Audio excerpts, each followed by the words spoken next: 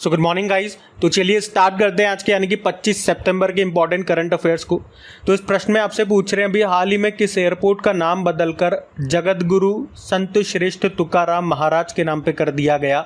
तो इसका सही उत्तर होगा पुणे एयरपोर्ट। तो याद रखना, पुणे एयरपोर्ट का नाम बदलकर जगत गुरु संत तुकाराम महाराज पुणे इंटरनेशनल एयरपोर्ट कर दिया गया है। संत तुकाराम ये 17वीं शताब्दी के एक महान संत और कवि थे। वे भारत में लंबे समय तक चले भक्ति आंदोलन के एक प्रमुख स्तंभ थे और उनका जन्म पुणे जिले के देहू नामक एक गांव में हुआ था।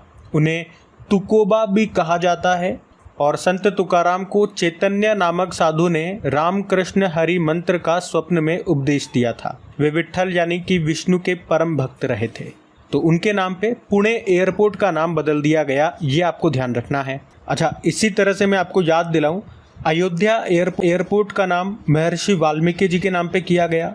जो गोवा का मोगा एयरपोर्ट है उसका नाम मनोहर पारिकर के नाम पे किया गया, वहाँ के पूर्व मुख्यमंत्री थे।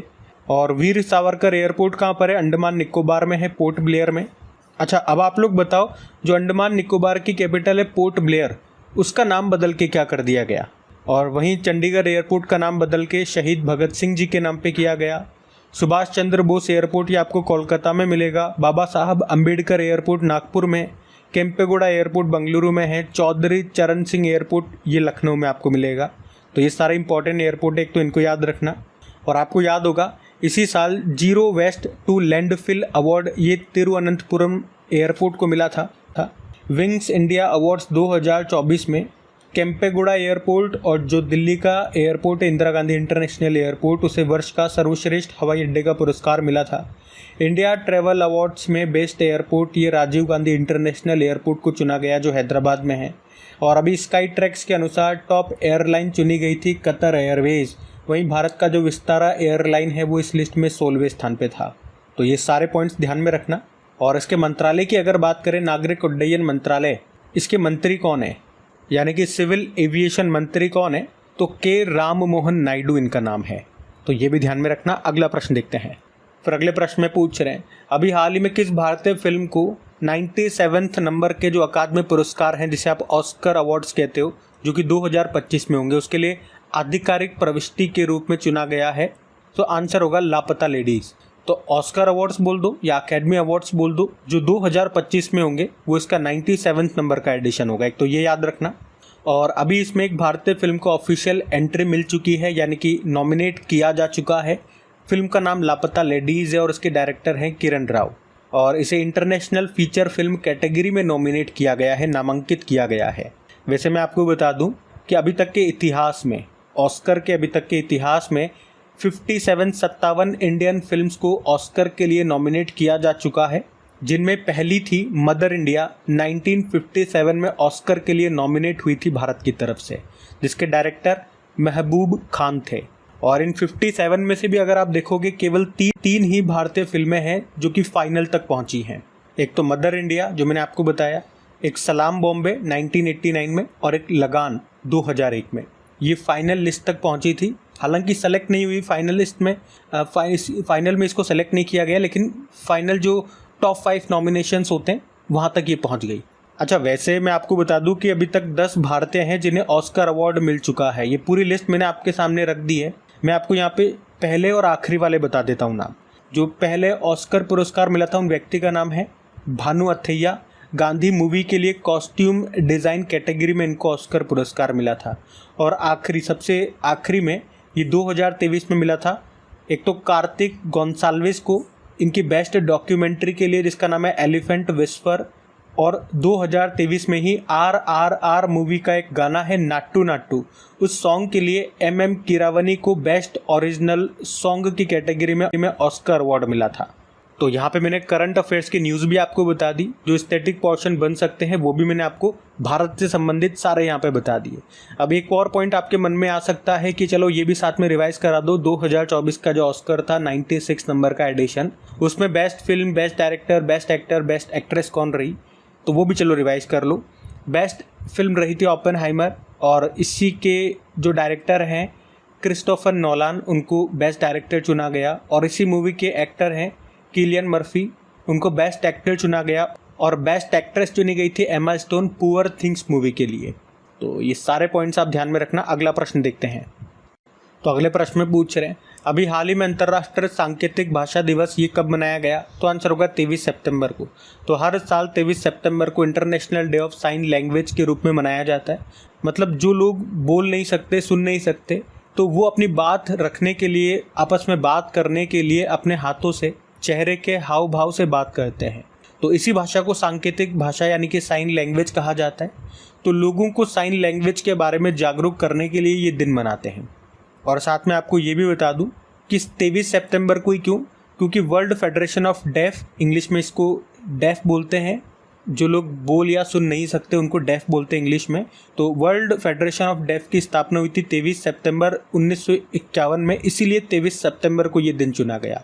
और सितंबर का जो लास्ट वीक होता है उसे अंतर्राष्ट्रीय बधिर सप्ताह के रूप में, इंटरनेशनल वीक ऑफ डेफ के रूप में मनाया जाता है। और पहली बार ये दिवस 2018 में मनाया गया था। थीम भी है सांकेतिक भाषा अधिकारों के लिए समर्थन करें। अच्छा, वैसे 23 सितंबर को भारत में हाइफा दिवस भी मनाया जाता है। क्यों मनाते हैं? देखो, ये बात है 23 सितंबर 1918 की, जब वर्ल्ड वॉर प्रथम का समय चल रहा था। उसी दौरान तुर्की और जर्मन सेनाओं से इजरायली शहर है हाइफा, उसको आज़ाद कराने के लिए ब्रिटिश के नेतृत्व में भारतीय सैनिकों ने लड़ाई लड़ी थी और हाइफा को उनके कब्जे से छुड़ाया भी था। तो इसी कारण से 23 सितंबर को भारत के वीर सैनिकों की याद में हम हाइफा दिवस के रूप में मनाते हैं। तो 23 सितंबर को 2 दिवस हो गए, अंतर्राष्ट्रीय सांकेतिक भाषा दिवस, साइन लैंग्वेज डे, और ये हाइफा दिवस, ये ध्यान रखें। अच्छा, 22 सितंबर का एक दिवस हमारा छूट गया है, वर्ल्ड रिवर डे उसे कहते हैं। एक्चुअली में ये सितंबर के दूसरे संडे को मनाया जाता है। तो इस बार 22 सितंबर को मनाया जा रहा है, जिसकी थीम है वाटरवेज ऑफ लाइफ। तो सितंबर के सारे डेज अभी तक हम पढ़ चुके हैं, कई बार मैं आपको रिवाइज करा चुका हूँ। क्या आज भी रिवाइज कराऊँ? चलो कर ही लेते हैं, एक बार रिवाइज कर ही लेते हैं। सितंबर के सारे डेज को रिवाइज करेंगे भैया, मेरे साथ साथ बोलने की कोशिश करना ताकि आपको याद हो जाए। जैसे 2 सितंबर को विश्व नारियल दिवस मनाया, 5 सितंबर को इंटरनेशनल डे ऑफ चैरिटी, 1 से लेकर 7 सितंबर नेशनल न्यूट्रिशन वीक, 7 सितंबर को अंतर्राष्ट्रीय पुलिस सहयोग दिवस, international day of police cooperation, 7 सितंबर को अंतर्राष्ट्रीय गिद्ध जागरूकता दिवस, इंटरनेशनल वल्चर अवेयरनेस डे, ये सितंबर के पहले सैटरडे को होता है। 7 सितंबर को ही international day of clean air for blue skies यानी कि अंतर्राष्ट्रीय स्वच्छ वायु नील गगन दिवस, जिसे भारत में स्वच्छ वायु दिवस कहते हैं। 8 सितंबर को अंतर्राष्ट्रीय साक्षरता दिवस, 8 सितंबर को विश्व भौतिक चिकित्सा दिवस, वर्ल्ड फिजिकल थेरेपी डे, 10 सितंबर को विश्व आत्महत्या रोकथाम दिवस, 12 सितंबर दक्षिण सहयोग के लिए अंतर्राष्ट्रीय दिवस, 14 सितंबर को राष्ट्रीय हिंदी दिवस, 15 सितंबर राष्ट्रीय इंजीनियर दिवस और इसी दिन अंतर्राष्ट्रीय लोकतंत्र दिवस भी है। 16 सितंबर को वर्ल्ड ओजोन डे, 18 सितंबर वर्ल्ड बैम्बू डे, 21 सितंबर को अंतर्राष्ट्रीय शांति दिवस, इंटरनेशनल पीस डे, 21 सितंबर को विश्व अल्जाइमर दिवस और इंटरनेशनल रेड पांडा डे भी होता है। ये सितंबर के तीसरे शनिवार को होता है, तो 21 सितंबर को हमने मनाया। 21 सितंबर को ही अंतर्राष्ट्रीय तटीय सफाई दिवस भी होता है, ये सितंबर के तीसरे शनिवार को ही होता है ये भी। और अभी 22 सितंबर को विश्व गेंडा दिवस मनाया और बाकी के दिवस अभी मैंने आपको बता दिए, वो भी आज मैं इसमें अपडेट कर दूंगा। तो जब भी अगली बार हम इससे रिवाइज करेंगे तो सारा एक बार फिर से रिविज़न हो जाएगा। तो बार बार डेज में आपको इसी तरह से इसीलिए रिवाइज कराता हूँ पूरे महीने के, ताकि बार बार बोलोगे तो ये डेज आपको याद होने लगेंगे। लेकिन उसके लिए बोलना पड़ेगा बिल्कुल ईमानदारी के साथ, मेहनत तो आपको करनी ही पड़ेगी। रास्ता मैं दिखा सकता हूँ, कंटेंट में ला करके दे सकता हूँ, उस रास्ते पे तो आपको चलना पड़ेगा, मेहनत तो आपको करनी पड़ेगी। और हाँ, अगर आप में से कोई स्टूडेंट पहली बार क्रेक एग्जाम चैनल पे करंट अफेयर्स पढ़ रहे हैं तो आपको बता दूँ, ये सारा जो भी कंटेंट मैं आपको दे रहा हूँ ये PDF फॉर्म में भी मैं आपको दूंगा। और PDF कहाँ पे मिलेगी? अपने टेलीग्राम चैनल पे, जिसका लिंक नीचे डिस्क्रिप्शन बॉक्स में है। तो वहाँ जा करके आप ज्वाइन का बटन वहाँ पे आपको दिखेगा, उसे क्लिक करके ज्वाइन कर लीजिएगा, ताकि उससे क्या होगा, जब भी PDF अपलोड होता है, वीडियो अपलोड होता है, उसका नोटिफिकेशन सबसे पहले आपको मिल सकेगा। और अगर सेशन पसंद आए तो प्लीज़ वीडियो को लाइक ज़रूर कीजिएगा, दोस्तों के साथ में एक बार शेयर ज़रूर करना। आज के वीडियो के लाइक का टारगेट रखते हैं 5000 लाइक का।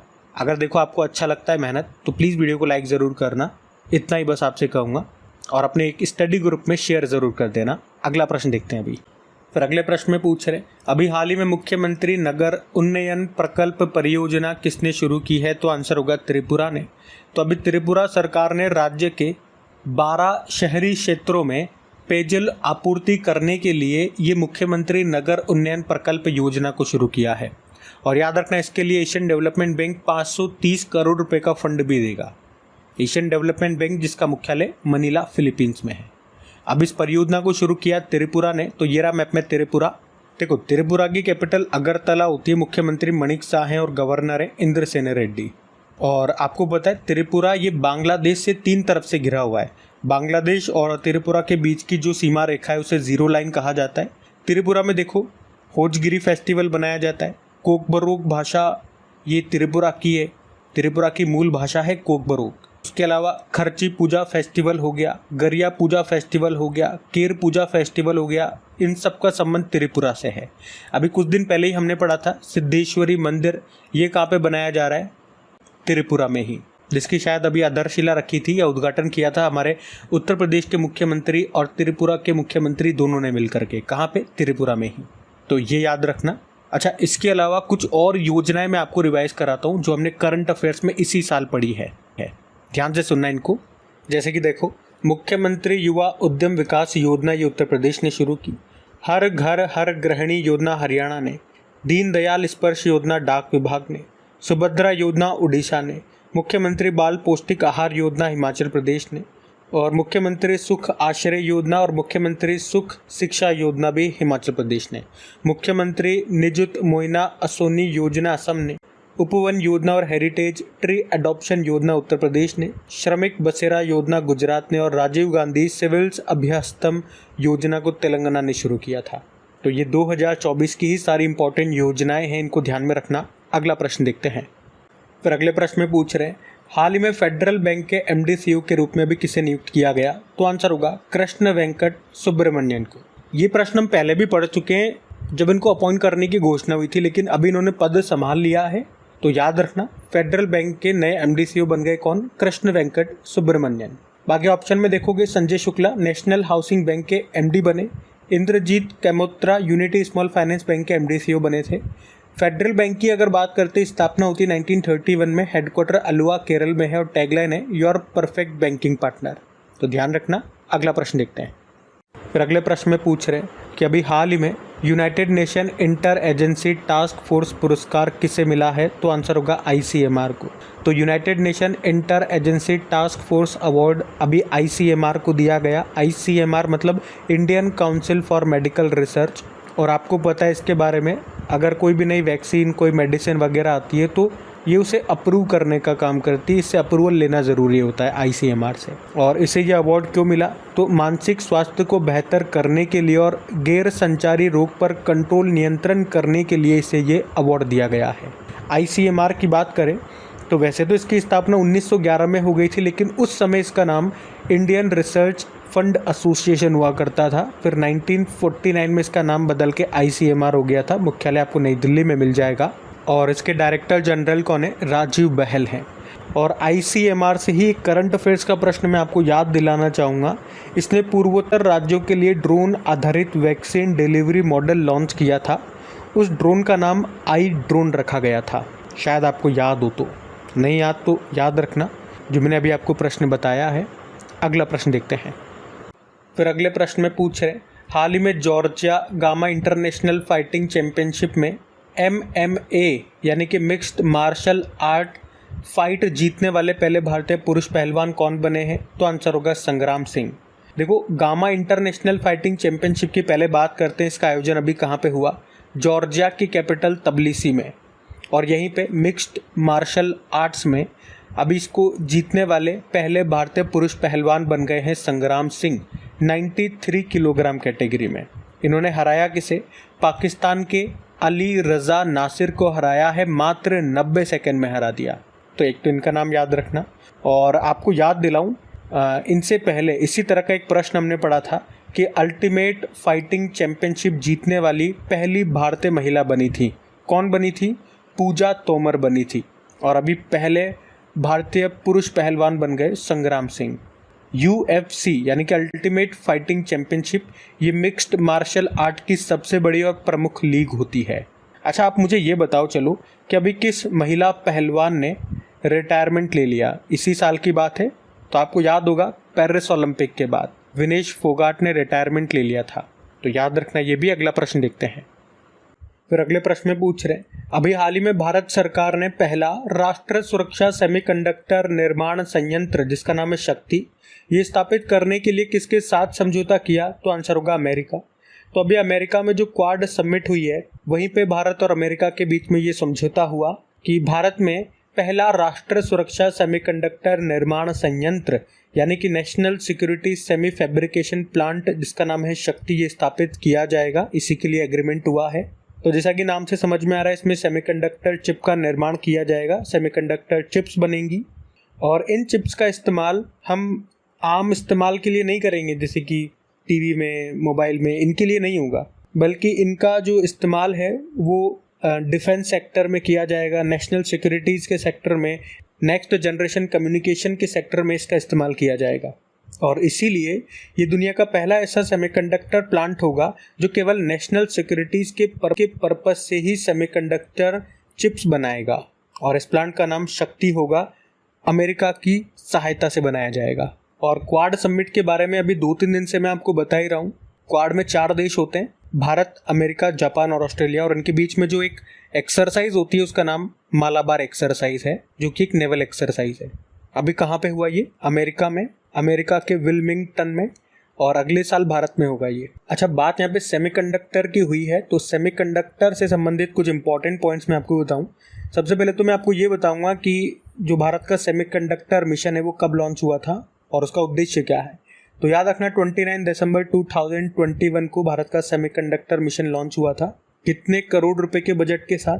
76,000 करोड़ रुपए की वैल्यू के साथ। उद्देश्य क्या है? घरेलू और विदेशी कंपनियों को भारत में चिप निर्माण प्लांट स्थापित करने के लिए प्रोत्साहित करना। आपको याद है, अभी हमने पढ़ा था कि भारत सरकार ने सेमीकंडक्टर मिशन के तहत, आपको याद है कि एक अमेरिकी कंपनी है माइक्रोन, वो भारत में अपना सेमीकंडक्टर प्लांट लगाएगी। कहाँ पे? गुजरात के साणंद में।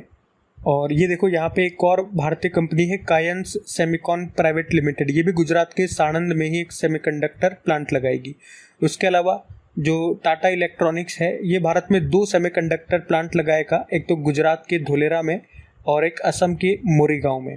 और अभी लेटेस्ट प्रश्न हमने पढ़ा था कि इजराइल की एक सेमीकंडक्टर कंपनी है टावर, वो अडानी ग्रुप के साथ मिलकर के $10 बिलियन की लागत से एक सेमीकंडक्टर चिप प्लांट लगाएगी महाराष्ट्र के रायगढ़ जिले में। तो ये भी याद रखना। और अभी सेमिकॉन इंडिया 2024 प्रदर्शनी का आयोजन ग्रेटर नोएडा में हुआ था, तो ध्यान रखना ये। अगला प्रश्न देखते हैं। तो अगले प्रश्न में पूछ रहे हैं, अभी हाल ही में किस भारतीय अभिनेता को गिनीज वर्ल्ड रिकॉर्ड्स द्वारा भारतीय फिल्म उद्योग में उत्कृष्ट अभिनेता के पुरस्कार से सम्मानित किया गया? तो आंसर होगा चिरंजीवी को। तो फेमस फिल्म एक्टर हैं चिरंजीवी, जिनको अभी गिनीज वर्ल्ड रिकॉर्ड्स के द्वारा इंडियन फिल्म इंडस्ट्री में उत्कृष्ट अभिनेता के पुरस्कार से सम्मानित किया गया। तो ये सम्मान चिरंजीवी को 45 साल के करियर में 156 फिल्मों में 537 सॉन्ग्स यानी कि गानों में 24,000 डांस मूव्स करने के लिए ये सम्मान दिया गया। चिरंजीवी एक तेलुगु फिल्म अभिनेता हैं और लेटेस्ट इसी साल इनसे एक महत्वपूर्ण प्रश्न हमने पढ़ा था कि अभी 2024 में पद्म विभूषण इनको दिया गया। 5 व्यक्तियों को दिया गया, उनमें से एक है ये हैं। वैसे 2006 में पद्म भूषण मिल चुका है इनको। अच्छा, यहाँ पे रामचरण का नाम देखो, ये भी साउथ फिल्म स्टार हैं, साउथ फिल्म इंडस्ट्री के एक्टर हैं। और अभी इनका नाम हमने क्यों पढ़ा था? क्योंकि इंडियन फिल्म फेस्टिवल मेलबर्न में भारतीय कला और संस्कृति के राजदूत से इनको सम्मानित किया गया और ये सम्मान पाने वाले वो पहले भारतीय एक्टर बने थे, तब इनका नाम हमने पढ़ा था। तो ध्यान रखना ये। अगला प्रश्न देखते हैं। तो देखो फिर अगले प्रश्न में क्या पूछ रहे हैं, अभी हाल ही में OAG की टॉप 50 मेगा हब हवाई अड्डों की लिस्ट में दिल्ली हवाई अड्डे को कौन सा स्थान मिला? तो आंसर होगा 24वां। OAG की टॉप 50 मेगा हब हवाई अड्डों की लिस्ट है ये। OAG क्या है? International aviation data and analytic firm है और इसी ने लिस्ट जारी की है। इसमें भारत का दिल्ली इंटरनेशनल एयरपोर्ट को 24वें स्थान पर रहा है और इसमें एक और भारतीय एयरपोर्ट है छत्रपति शिवाजी महाराज इंटरनेशनल एयरपोर्ट, उसे 44 नंबर पर रखा है। और इस लिस्ट में टॉप पर है हेथ्रो एयरपोर्ट जो कि है UK का। तो गाइज़, ये थी आज के आपकी करंट अफेयर्स की क्लास और प्लीज़ कमेंट करके ज़रूर बताइएगा आज का सेशन आपको कैसा लगा। और एक बार फिर से याद दिला रहा हूँ, अगर अभी भी आपने वीडियो को लाइक नहीं किया, सेशन अच्छा लगा तो प्लीज़ लाइक ज़रूर कीजिएगा, सेशन को शेयर ज़रूर कीजिएगा पीडीएफ के बारे में मैंने आपको बता ही दिया। चलो अभी कल का करंट अफेयर्स का मैं आपको क्विक रिवीजन करा दूँ, फिर हम सेशन एंड करते हैं। तो यहाँ पे हम 24 सितंबर के इंपॉर्टेंट करंट अफेयर्स का क्विक रिवीजन करेंगे। पहला प्रश्न पूछा, जम्मू कश्मीर और लद्दाख हाई कोर्ट के नए चीफ जस्टिस बन गए, ताशी राबस्तान नाम है। फिर पूछा, विश्व गेंडा दिवस मनाया 22 सितंबर। अभी हेनरी में जो 45 नंबर का शतरंज ओलंपियाड हुआ था उसको किसने जीता? तो महिलाओं का बोल दो या फिर पुरुषों का, जिसे ओपन टाइटल कहते हैं, दोनों को भारत ने जीता है। फिर हमने देखा श्रीलंका के राष्ट्रपति बन गए कौन? अनुरा कुमारा दिसानायके। और क्वाड देशों के द्वारा लॉन्च कैंसर मूनशॉट पहल का संबंध किससे है? तो आंसर होगा सर्वाइकल कैंसर से। और नेशनल क्राइम रिकॉर्ड ब्यूरो के नए चीफ बन गए Alok Ranjan. Miss universe India 2024 का खिताब जीता रिया सिंघा ने। और भारत का तीसरा स्वदेशी दबाव युक्त भारी जल परमाणु रिएक्टर कहाँ पे शुरू हुआ? रावतभाटा में। सिंगापुर ग्रैंड प्री 2024 का खिताब जीता लैंडो नॉरिस।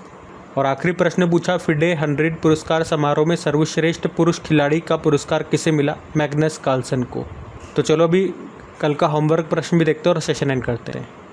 तो कल के होमवर्क प्रश्न में आपसे पूछा था, देश की पहली ऑयल पाम प्रसंस्करण इकाई कहाँ पे शुरू हुई? तो आंसर होगा अरुणाचल प्रदेश। आप सभी ने प्रश्न का बिल्कुल सही उत्तर दिया। अब ये रहा आज का आपका होमवर्क प्रश्न।